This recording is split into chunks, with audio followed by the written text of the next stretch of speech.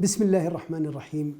الحمد لله على إحسانه والشكر له على توفيقه وامتنانه، وأشهد أن لا إله إلا الله تعظيما لشأنه، وأشهد أن محمدا عبده ورسوله الداعي إلى رضوانه صلوات الله وسلامه عليه وعلى آله وصحبه وسلم أجمعين. قال الله تعالى بعد أعوذ بالله من الشيطان الرجيم: إن عدة الشهور عند الله 12 شهرا في كتاب الله يوم خلق السماوات والأرض منها 4 حرم ذلك الدين القيم فلا تظلموا فيهن أنفسكم. وجاء في مسلم عن أبي هريرة رضي الله عنه أن الرسول صلى الله عليه وسلم يقول: أفضل الصيام بعد رمضان شهر الله المحرم. وفي الصحيحين أن الرسول صلى الله عليه وسلم لما قدم إلى المدينة وجد اليهود يصومون، فسئلوا عن ذلك فقالوا: نحن نصوم هذا اليوم لأن الله أظهر موسى عليه الصلاة والسلام وبنو إسرائيل على فرعون، فنحن نصومه تعظيما له. فقال الرسول صلى الله عليه وسلم: نحن أولى منكم بموسى، فأمر بصيامه. وصيام يوم عاشوراء كما جاء في الصحيح أن الرسول صلى الله عليه وسلم يقول: صيام يوم عاشوراء أحتسب على الله أن يكفر السنة التي قبلها. فهذه من كرامات الله جل في علاه.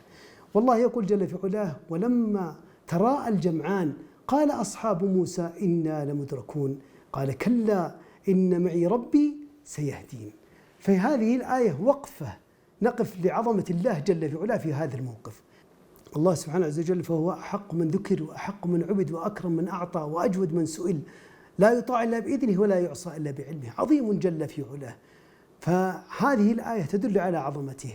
أتى فرعون وقومه تعدادهم 1,600,000 مقاتل، وكانوا يتبعون موسى عليه الصلاة والسلام وقومه كان عددهم 70,000.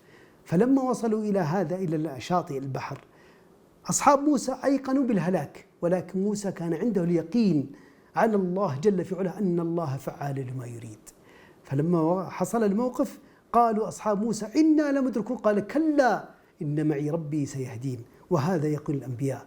الله يقول عن محمد صلى الله عليه وسلم، يقول محمد: لا تحزن إن الله معنا. فلا بد أن يكون عندنا هذا اليقين الذي رب الله فيه أنبياءه على هذا اليقين.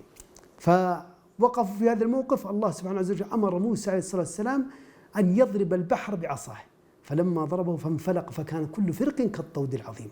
الله يقول: وإذ فرقنا بكم البحر فأنجيناكم وأغرقنا آل فرعون وأنتم تنظرون.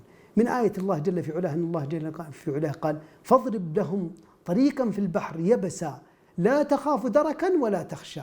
كان كل مجرى في هذا البحر ناشف، لا يخافون الزلق ولا يخافون أن يسقطون. لماذا؟ لأن هذه آية الله جل في علاه. عندما خرجوا من البحر الله سبحانه عز وجل موسى عليه الصلاة والسلام أراد أن يضرب البحر بالعصا كما يقول ابن كثير، فالله قال: اترك البحر رهوا، لأن الأمر هو من الله جل في علاه، يريد أن يغرق فرعون وقومه كاملا.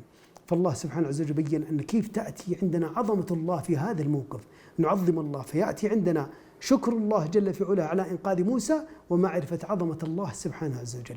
هذا والله أعلم وأعلى وأحكم، وصلى الله على نبينا محمد وآله وصحبه وسلم أجمعين. جمعية الدعوة والإرشاد وتوعية الجاليات بأبها، بالدعوة نحيا.